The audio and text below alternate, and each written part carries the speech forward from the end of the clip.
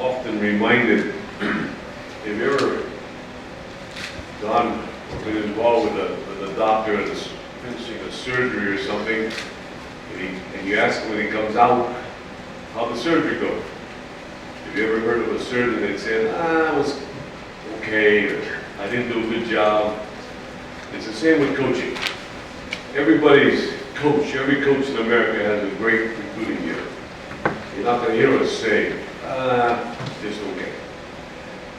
That being said, we are very pleased with what happened today. Our coaches have done an absolutely terrific job in trying to bring this class together. We temper that enthusiasm with the fact that we need more classes like this. One class is not good enough. One class doesn't quite get it done. This is not like the NFL where you can draft 10 guys and have your team returning. We lost a lot of good players. So we're excited about the class. It's not quite finished yet, so we can and cannot report on some of the guys.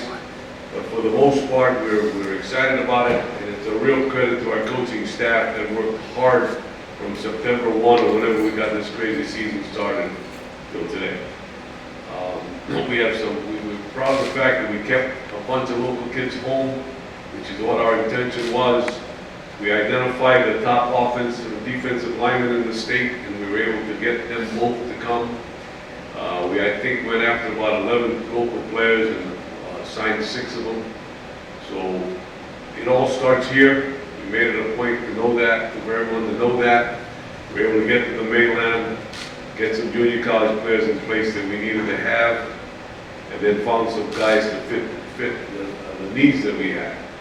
Our whole goal was to fit some needs that we had, but also not to overlook someone that could make us better, even if the numbers didn't fit, going to this puzzle that we constantly have to work on.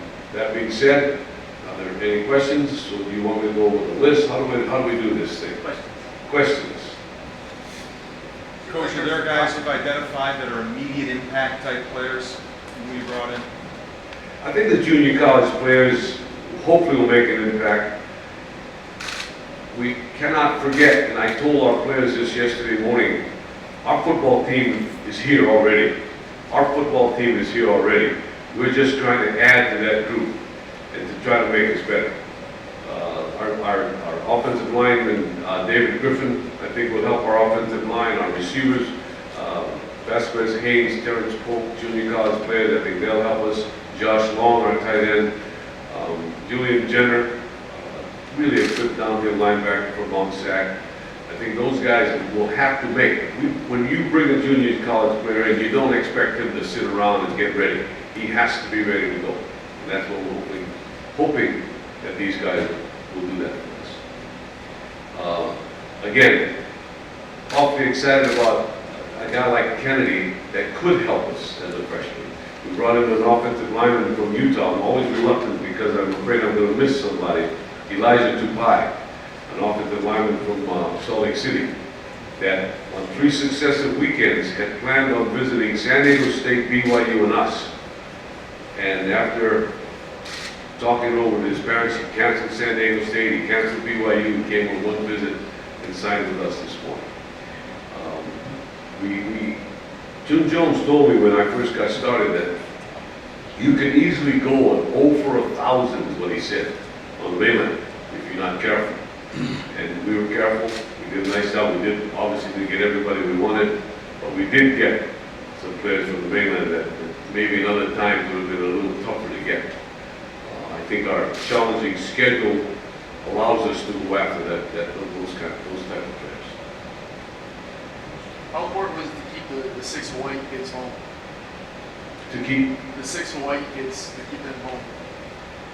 which kids? The 6 local kids. Oh, it's important. From day one, our goal was to work inside out. Any program that you get to around the country, your goal has to be to work inside out. We worked hard at it. We're not going to get everyone here. There's still a feeling that players need to leave to experience the mainland, whatever. We need to still prove to them that we can play good football. That you don't have to go away to play good football. You don't have to go to Kansas to play good football. You can play good football right here. We still need to work prove to them that. But keeping Kennedy and John Law, John Law is a young man that maybe was a little bit under the radar because he committed so early. But had John played the game like some of these others who played the game, he would have been a very, very heavily recruited young man. He's a tremendous prospect, very talented, big guy with really nice feet. But he committed to us early and he stuck with his commitment. We got it last summer actually after we were able to do so. We're really excited about him, really excited about him. Wesley Solly took a couple trips to the mainland, realized he wanted to stay at home, and his folks can walk to the stadium where they live down by near Brook Harbor. So we're really excited about the local guy. It's important to us. Hawai'i, you read all about him. He had told us that this was the place for him, but he wanted to go to BYU. So, anytime you go on a trip, you worry about it because everybody does a good job in recruiting. And Fungus stuck with us, and we're awfully glad to have him because we want to establish that run game that we have. You watched the Super Bowl, you watched the national championship teams. Those guys run the football. Other question? How stressful was the past 24 hours knowing that you're in a limited contact period? Well, it's hard, as you know.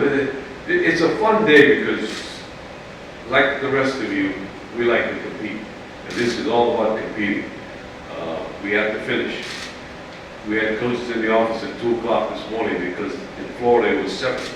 And we needed to be by that fax machine. We're on the phones all night long. We like to compete. And I'm sure all of you feel the same way. So we compete today. We got a chance to compete. But it has been tough. It has been tough. It has been very stressful. In fact, it's been stressful. Believe me. Our coaches are kind of short right now. Other questions? Was there an overall identity you wanted with this class, and if so, was it mission accomplished today? I don't know if we need to do that. We want to bring in people, players that want to be here. I think Nick Saban says it best. He goes into the home and says, hey, we're going to win without you. We want guys that want to be here. We had a young man from New Jersey, Keith Kirkwood, came out, had a terrific visit, and really wanted to be a part of this.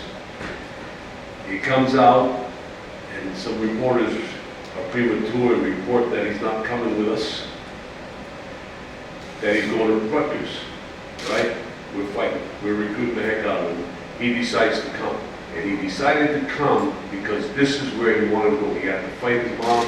And mom and dad not fight them, but he had to, because they wanted him to stay close to old Rutgers, is 30 minutes down the road. But he wanted to come here. And that's the kind of players we have to have. The guys that want to be here. John wanted to be here. Kennedy, the day he committed to us on a Sunday, we went back down there on a Thursday. The gal told us in the office that between Sunday when he committed to us and Thursday when we got down there, 10 universities had come to judge him, so enough. He wanted to be here. The University of Washington, I heard from someone that the University of Washington this morning at that signing sent a national letter of intent for him to consider. He sent it right to the hotel, right to Doris and all those people. He wanted to be here. He wanted to play in front of family and friends. That's what we got to have. And that's what we're going to have as we go forward. So yes, the identity we want to establish is we want to be playing tough, hard-nosed football with guys that want to be here representing